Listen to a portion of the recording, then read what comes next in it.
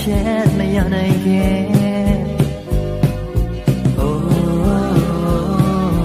မောင်ကီတရီရဲ့ဆွဲလန်းခြင်းအပင်ချီကိုမင်းတက်တက်ပေးခဲ့လေသလားကွယ်ဂျိုးဘဝရဲ့အာယုံတွေမှာတန်းတန်းဆွဲဆွဲနေပြီပေါ့ကွယ်ကီတရီရဲ့